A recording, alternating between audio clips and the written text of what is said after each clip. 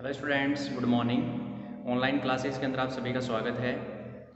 तो हमारा paper third है सॉलिड स्टेट फिजिक्स। आपके बीएससी पार्ट थर्ड में तीसरे पेपर का नाम क्या है? सॉलिड स्टेट फिजिक्स, जिसको हिंदी में कहते हैं ठोस अवस्था भौतिकी।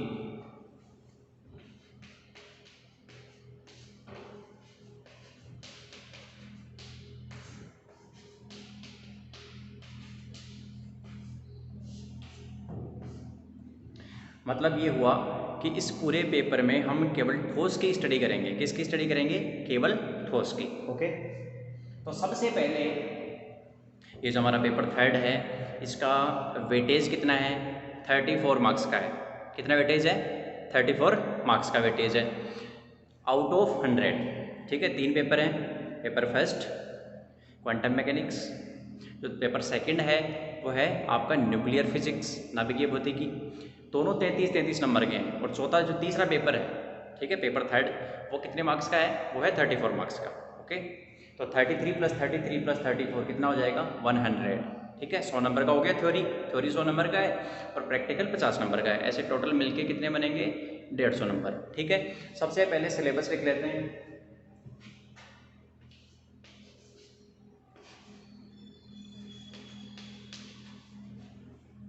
ठीक है, तो अपना सिलेबस क्या है उसको देखो ध्यान से।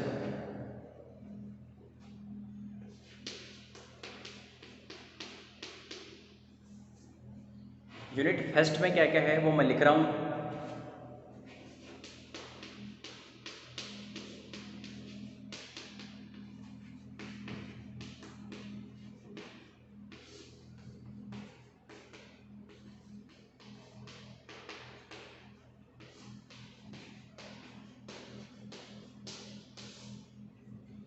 ठोसों में आबंटन एवं क्रिस्टल संरचना।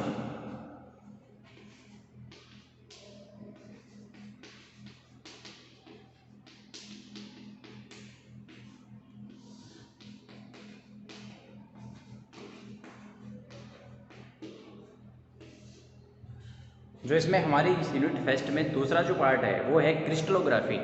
ओके, ग्राफी मीन्स देखो उसको ड्रॉ करना। ठीक है, कि क्रिस्टल की स्ट्रक्चर वगैरह हैं वो सारी इसके अंदर आएंगी। और डिफ्रैक्शन, ठीक है, विवर्तन। चलो, यूनिट सेकंड।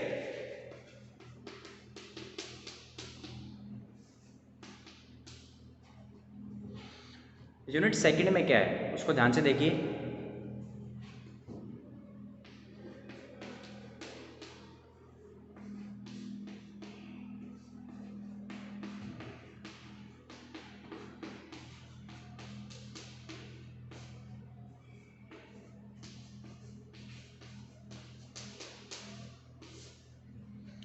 ठोसों की एनर्जी बैंड थ्योरी, ऊर्जा बैंड सिद्धांत।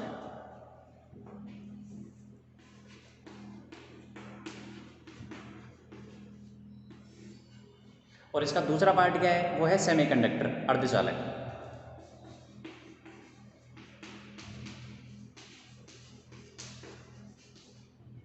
ओके गाइस, ठीक है बच्चों, सेमीकंडक्टर है।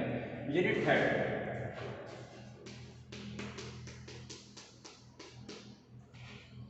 यूनिट थर्ड में क्या है? यूनिट थर्ड का जो पहला हिस्सा है वो है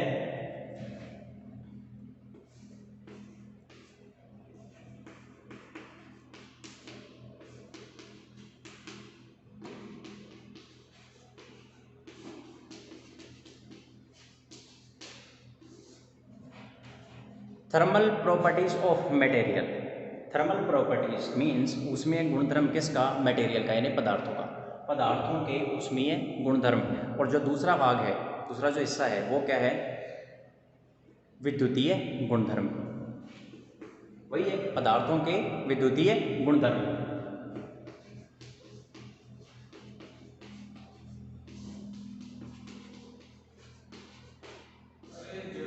ओके, तो इसके अंदर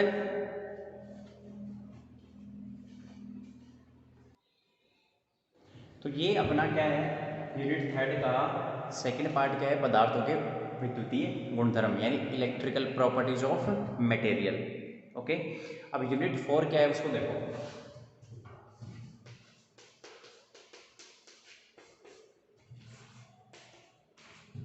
इस यूनिट 4 के भी 2 पार्ट हैं, और वो 2 पार्ट कौन कौन से हैं, तो ध्यान से देखना।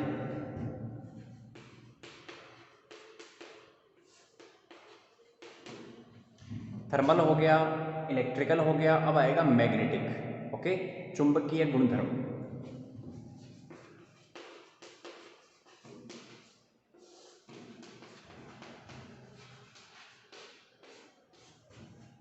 ठीक है, और इसका जो सेकंड पार्ट है वो वेरी वेरी इंपॉर्टेंट है, अति चालकता।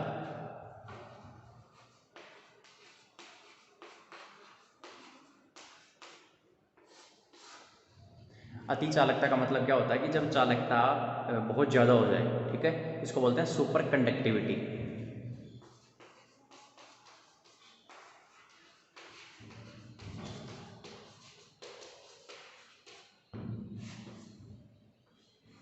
क्या बोलते हैं, सुपर कंडक्टिविटी। ओके, तो ये आपका सिलेबस है, इसको नोट कर लेना।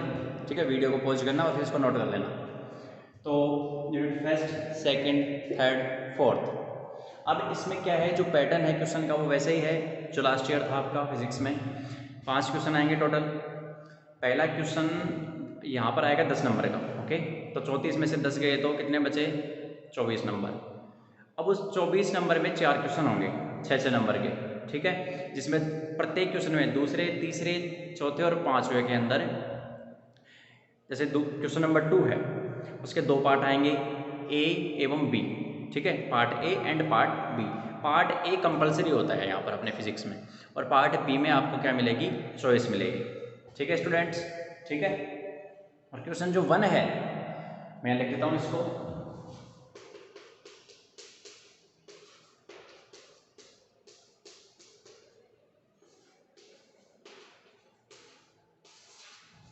ठीक है, जो क्वेश्चन 1 है अपना वो 10 मार्क्स का है, लेकिन उसके अंदर छोटे छोटे क्वेश्चन आते हैं, A B C D E. कोई 1.5 नंबर का होगा, कोई 2 नंबर का होगा, कोई 1 नंबर का होगा, इस प्रकार से वेटेज रहता है। ठीक है, तो ये अपना सिलेबस है। अब इसमें आज क्या डिस्कस करेंगे, वो एक पार्ट लेंगे इसके अंदर। और कौन सा पार्ट लेंगे, वो लेंगे ठोसों में आबंधन। ठीक है, बॉन्डिंग इन सॉलिड्स।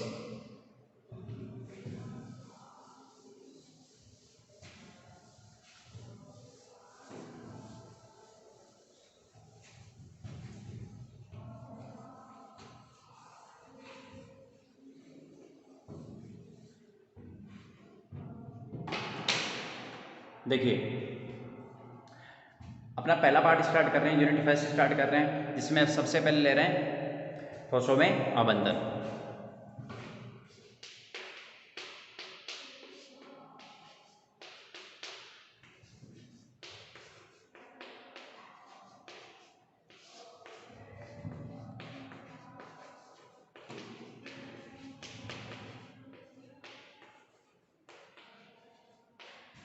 तो आप हेडिंग डाल लेना, ठोसों में आबंधन यानी बॉन्डिंग इन सॉलिड्स। सॉलिड्स के अंदर बॉन्डिंग किस प्रकार से होती है, उनके अंदर आबंधन किस प्रकार से होता है।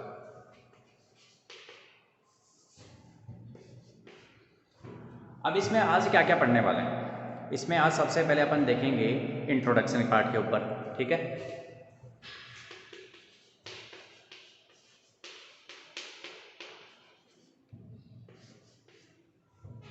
उसके बाद में क्या पढ़ेंगे, उसके बाद में मैं आपको पढ़ाऊंगा फोर्स बिटवीन एटम्स, परमाणुओं के मध्य बल।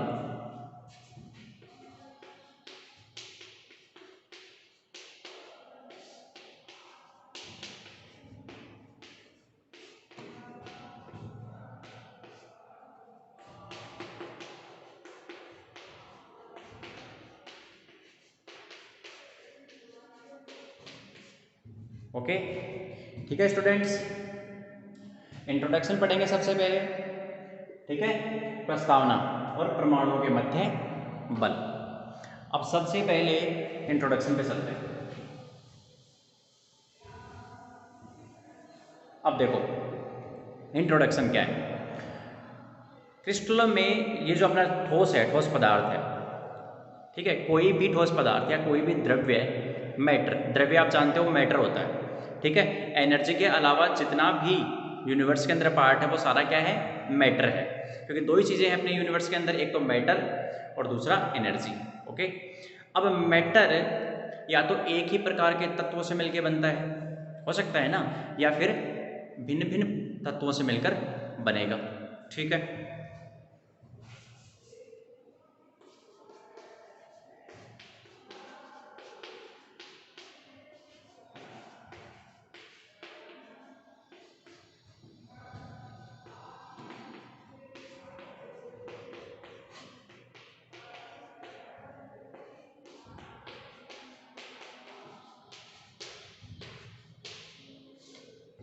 मैं यहाँ लिख रहा हूँ लैंग्वेज जो मैं बोला था अभी, उसको मैं लिख रहा हूँ। द्रव्य मैटर एक या विभिन्न प्रकार के तत्वों से मिलकर बनता है।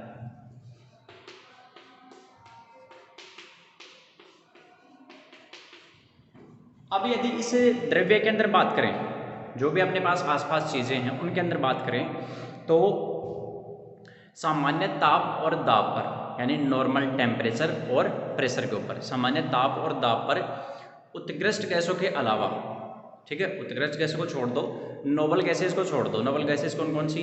हीलियम, नियोन, ठीक है, आपकी जीनोन हो गया, रेडोन हो गया, आर्गन हो गया, ये सारी क्या है? नोबल गैसेस हैं। सामान्य ताप और दाब पर उत्कृष्ट गैसों के अलावा जितने भी तत्व हैं, ठीक है, वो उनके अंदर परमाणु क्या होता है, आपको स्वतंत्र अवस्था में नहीं मिलेगा। मैं क्या कह रहा हूँ? सामान्य ताप और दाब पर उत्कृष्ट गैसों के अलावा कोई परमाणु या कोई तत्व, ठीक है, कोई भी एलिमेंट, कोई भी तत्व स्वतंत्र परमाणु के रूप में विद्यमान नहीं होता है। ठीक है, तो फिर कैसे होता है? ठीक है, मैं इसलिए कह रहा हूँ क्योंकि नॉर्मल टेम्परेचर और प्रेशर के ऊपर नोबल गैसेस जैसे जो अपनी उत्कृष्ट गैसें हैं, उनके अंदर जैसे आपको हीलियम मिल जाएगा, ठीक है, स्वतंत्र परमाणु के रूप में मिल जाएगा, आर्गन मिल जाएगा, ठीक है, नियोन मिल जाएगा। इस प्रकार से हीलियम, नियोन, आर्गन, जो भी जीनोन, जो भी नोबल गैसेस वो मिल जाएंगे, बट इसके अलावा वो नहीं मिलते हैं जितने भी। तो फिर कैसे मिलते हैं ये मिलते हैं विशिष्ट गुणों के स्पीसीज के रूप में, समूह के रूप में, ग्रुप के रूप में मिलते हैं। ठीक है, स्वतंत्र नहीं मिलेंगे, दो परमाणु आपस में ग्रुप बनाएंगे और फिर मिलेंगे। उसको अपन क्या बोलते हैं? तो केमिस्ट्री में भी आप पढ़ते हो, उसको बोलते हैं मॉलिक्यूल, अणु बोलते हैं। ठीक है,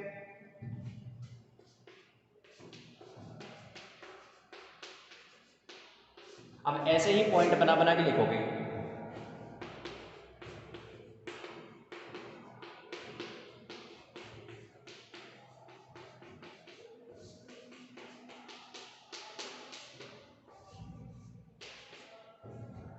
वही लैंग्वेज लिख रहा हूं जो मैंने बोली है।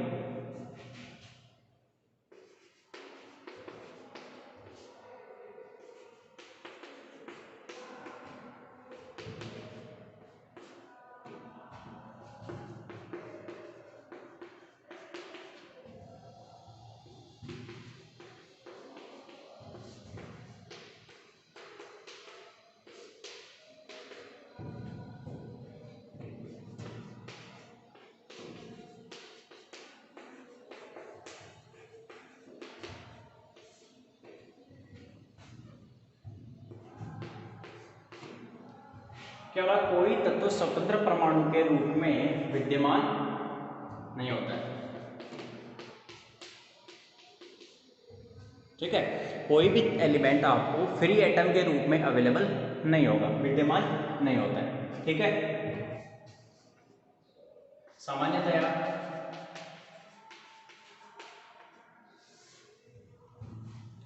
सामान्यतः परमाणु के समूह विशिष्ट गुणों वाली स्पीसीज के रूप में पाए जाते हैं, जिन्हें हम अणु कहते हैं।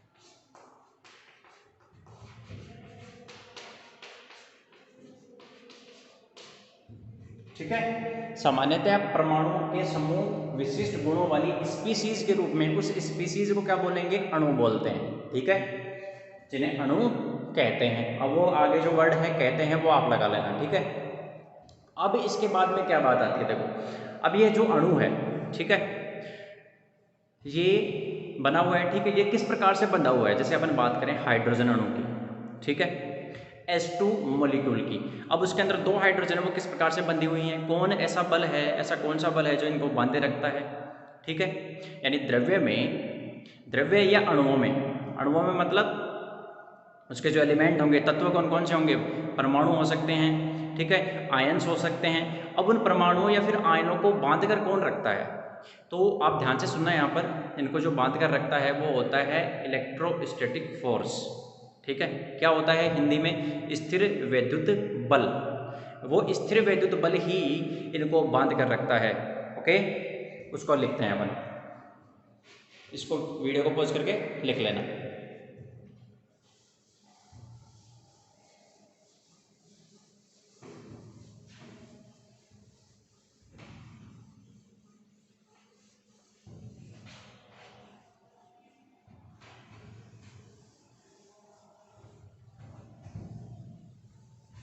तो ये अपना लेक्चर 01 है, इंट्रोडक्शन पार्ट, ठीक है। इसमें बेसिक डिस्कस कर रहे हैं। देखो अतः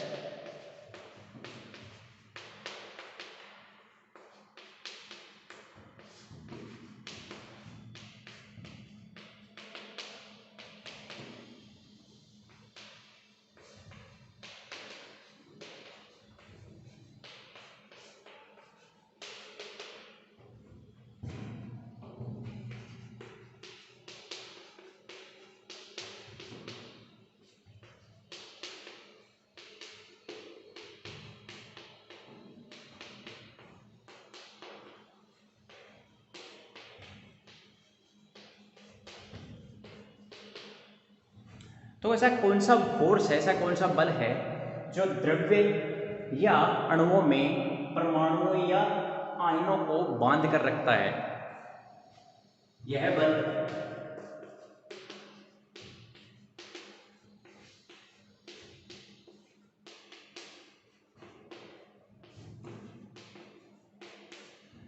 स्थिर वैद्युत बल। स्थिर वैद्युत बल कौन सा होता है, इलेक्ट्रोस्टैटिक फोर्स, जिसको बोलते हैं कूलॉम्ब फोर्स।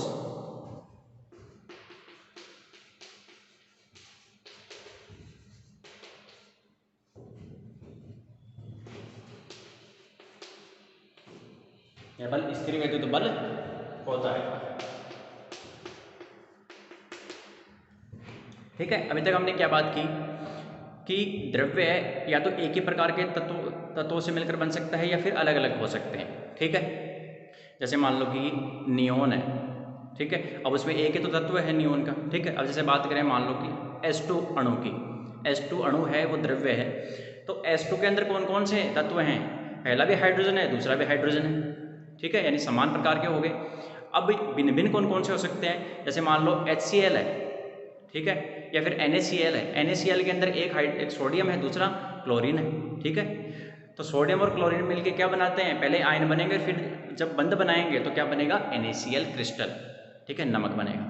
तो नमक क्या है, द्रव्य है, ठीक है। किस किस से बन रहा है, एक तो एलिमेंट किसका है, सोडियम का, और दूसरा किसका है, क्लोरीन का। तो अलग अलग हो गए ना, तो वो जो पहली लाइन थी वो यहाँ से क्लियर हो गई, ठीक है। उसके बाद में मैंने कहा कि सामान्य ताप और दाब पर उत्कृष्ट गैसों के अलावा कोई भी तत्व स्वतंत्र परमाणु के रूप में नहीं मिलता, ये एक्चुअल फैक्ट है, ओके। इसको आपको याद रखना है।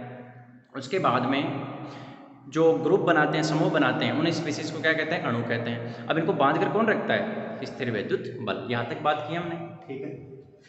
इलेक्ट्रोस्टैटिक फोर्स होता है। अब ये जो बल होता है, यह बल देखो सीधी सी बात है, यदि NaCl है, अब मास तो है उनके पास, द्रव्यमान तो है, द्रव्यमान होने की वजह से वहाँ पर ग्रेविटेशनल फोर्स तो लगेगा, बिल्कुल क्लियर है कि गुरुत्व जो बल है, ग्रेविटेशनल फोर्स है, वो तो अप्लाई होगा। तो फिर ये वाला डोमिनेट क्यों हो रहा है, क्योंकि उसके कंपैरिजन में, ठीक है, लगेंगे दोनों, चुंबकीय बल भी लगेगा, लेकिन उनके तुलना में इसकी जो वैल्यू है, इंटेंसिटी, वो ज़्यादा होती है, इसलिए डोमिनेट कौन करता है, प्रभावी कौन सा होता है, स्थिर वैद्युत बल।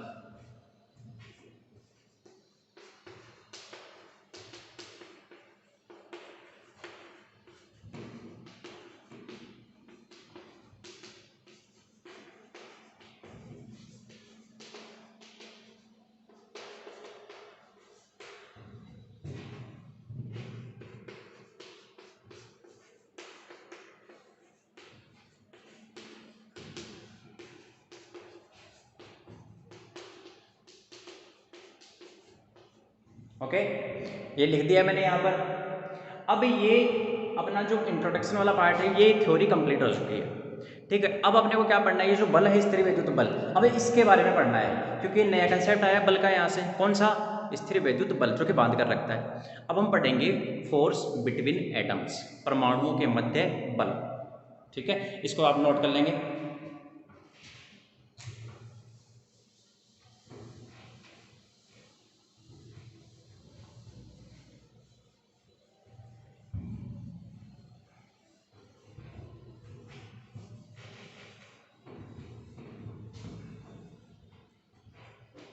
अब परमाणुओं के मध्य बल, ठीक है, उस टॉपिक को मैं लेके चल रहा हूं।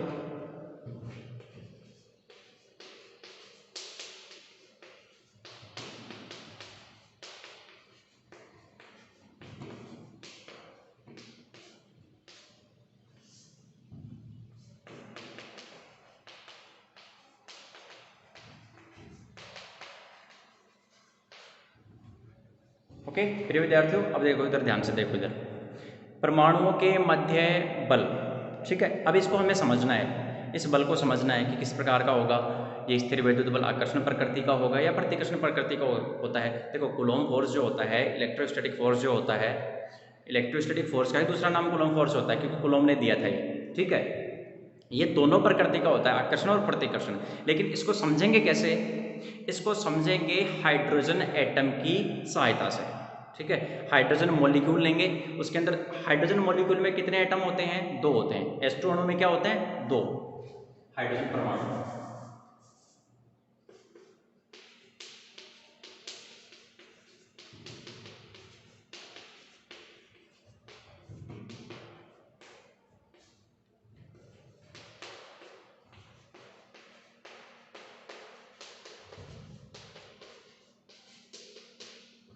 इसको समझने के लिए हम हाइड्रोजन अणु का उदाहरण लेते हैं।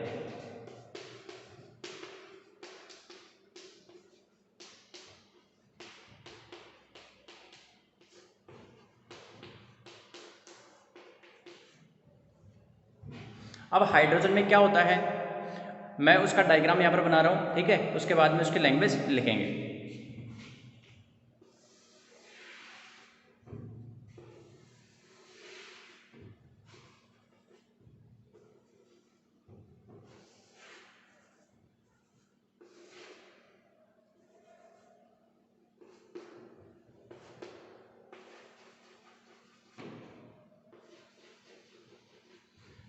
मैं एज्यूम करके चल रहा हूँ कि ये भी मेरे पास हाइड्रोजन एटम है और ये भी हाइड्रोजन एटम है।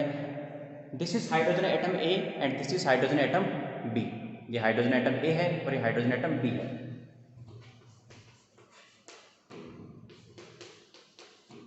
Okay, hydrogen atom A, hydrogen atom B. Clear? यहाँ तक कोई समस्या नहीं आएगी। 2 हाइड्रोजन के परमाणु हैं और वो दोनों आपस में बॉन्डिंग हो गए, ठीक है। बंध बनाकर क्या बनाएंगे? हाइड्रोजन अणु बनाएंगे,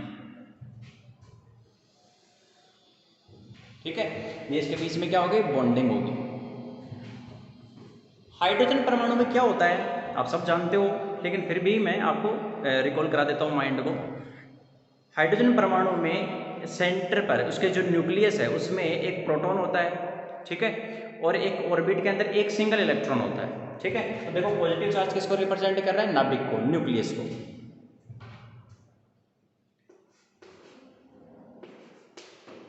तो Na का मतलब क्या है? न्यूक्लियस ऑफ एटम ए, परमाणु ए का नाभिक। और इधर क्या है? Nb। ओके, ये प्रोटॉन हो गया, नाभिक हो गया। इलेक्ट्रॉन इसका ए है, ये रहा, इसको लिखेंगे Eb। इसको क्या लिखेंगे? E A, ठीक है। Electron of atom A, electron of atom B. अब देखो जब दोनों हाइड्रोजन परमाणु, ठीक है, अनंत दूरी पर हैं, तब इनके, हो सकता है ना अनंत दूरी पर हो हाइड्रोजन परमाणु, तब इनके बीच में किसी प्रकार की अन्योन्य क्रिया नहीं होगी। लेकिन जब पास आएंगे तब आकर्षण और प्रतिकर्षण बल दोनों लगेंगे, ठीक है। दोनों लगेंगे। क्यों लगेंगे? क्योंकि मैं यहाँ पर आपको दिखाऊंगा किस प्रकार से लगता है, ठीक है। अब इसके अंदर है क्या, इसके अंदर क्या क्या चीजें हैं वो यहाँ पर लिखता हूँ मैं।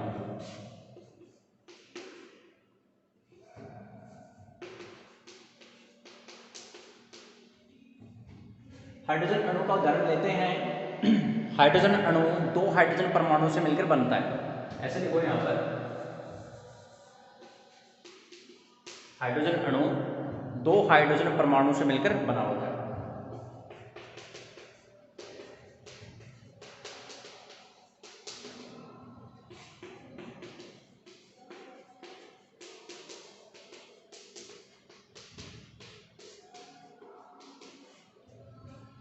और प्रत्येक हाइड्रोजन परमाणु में एक प्रोटॉन और एक इलेक्ट्रॉन होता है।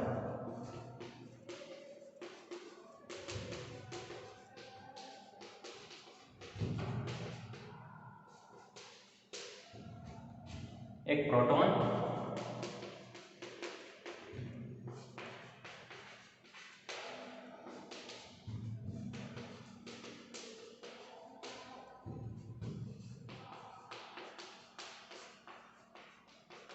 ठीक है, ये तो सब जानते हैं आप। ओके, ये मैंने आपको रिकॉल करवाया है क्योंकि लिखना जरूरी है। ठीक, अब ये लिखने के बाद में आपको ये डायग्राम बनाना है।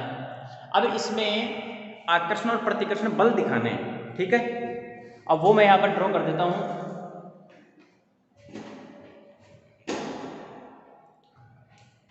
वीडियो को पॉज करके आप इसको लिख लेना, इसको मैं हटा रहा हूँ।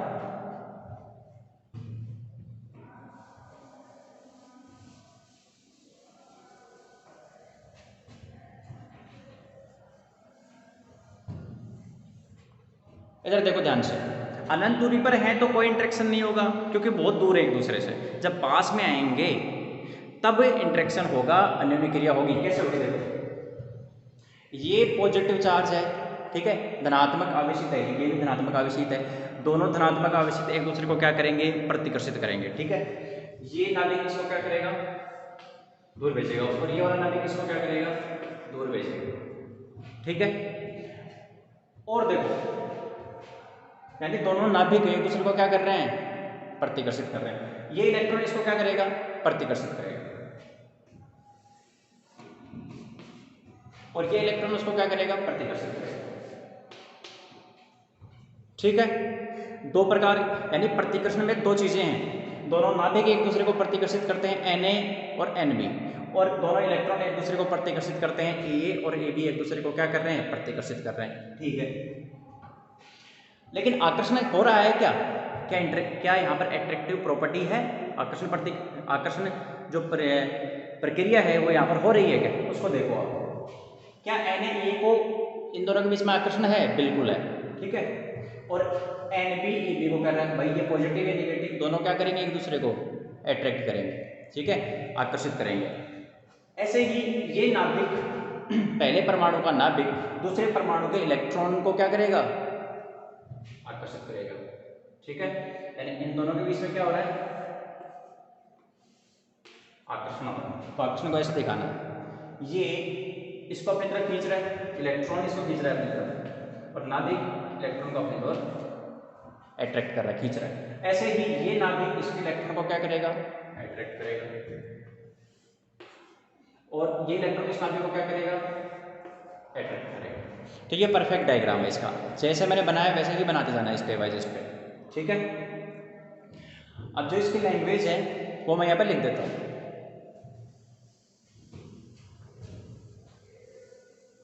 लेकिन उससे पहले आप इसको वीडियो को पॉज करके इसको नोट कर लो।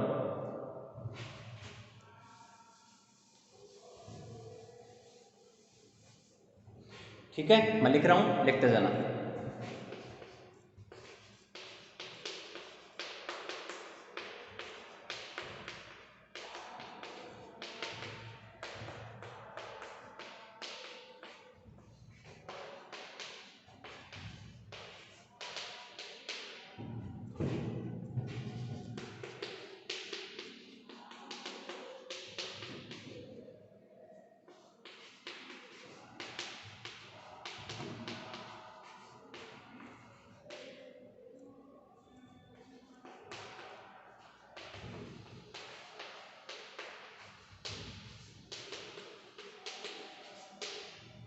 जब अनंत दूरी पर होंगे तो कोई अन्योन्य क्रिया नहीं होगी। जब ये अनंत दूरी पर है, मान लो कि दो चौक है, दोनों हाइड्रोजन परमाणु हैं, ये इतनी दूर है कि इनका पहले का दूसरे के ऊपर और दूसरे का पहले के ऊपर प्रभाव ही नहीं है, यानी अन्योन्य क्रिया नहीं होगी।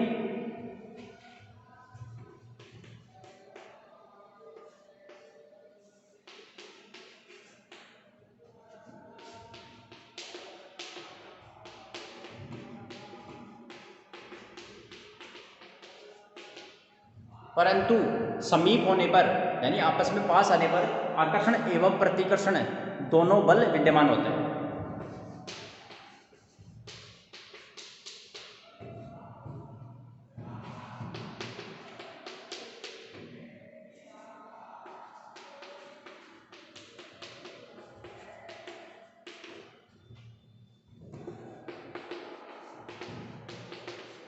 ठीक है, अब आकर्षण कहाँ लग रहा है, प्रतिकर्षण कहाँ लग रहा है, उसको लिख लेते हैं।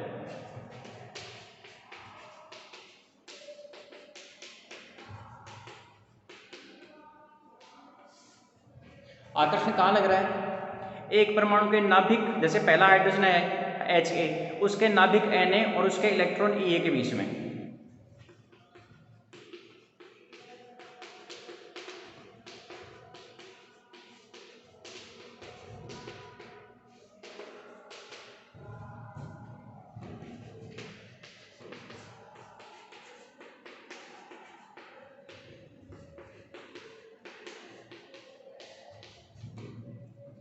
ठीक है,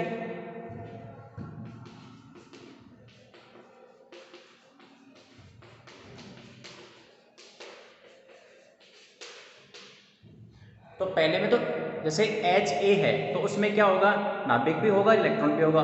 देखो Na और Ea, नाभिक इलेक्ट्रॉन, प्रोटॉन इलेक्ट्रॉन। दूसरे में भी तो हो सकता है, तो Nb Eb। लेकिन ऐसा भी तो हो सकता है कि पहले परमाणु का नाभिक हो दूसरे का इलेक्ट्रॉन हो, या फिर दूसरे का इलेक्ट्रॉन हो दूसरे का नाभिक हो पहले का इलेक्ट्रॉन हो। तो एक परमाणु के नाभिक एवं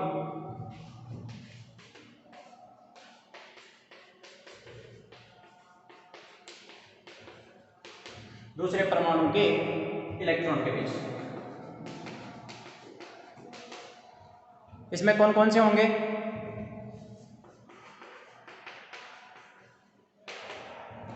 पहले का नाभिक दूसरे का ए बी चेंज करना है,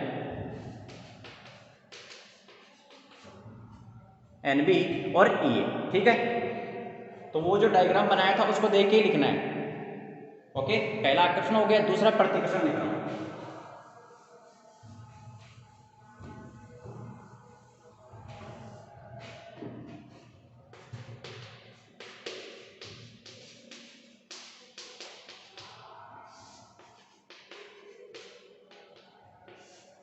प्रतिकर्षण बल कहाँ लगेगा, दोनों नाभिकों के बीच में, दोनों इलेक्ट्रॉनों के बीच में।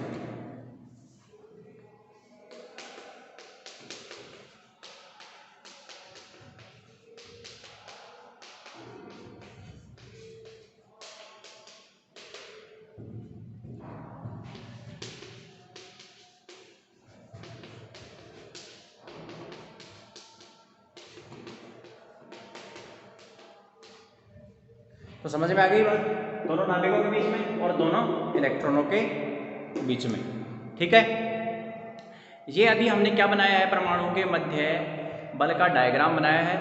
इसके बाद अब जो अन्योन्य क्रिया होगी पास में आने से बल लगेगा तो स्थितिज ऊर्जा भी बनेगी। ठीक है, तो बल का और स्थितिज ऊर्जा का ग्राफ बनाएंगे दोनों का अगले लेक्चर में। ओके, तब तक इसको पढ़िए, सिलेबस को समझिए, और ये बेसिक पार्ट है। ओके, ठीक है, तो आज के लेक्चर में इतना ही। Thank you very much. Okay, पढ़ते रहिए, मुस्कुराते रहिए। चलिए, थैंक यू वेरी मच।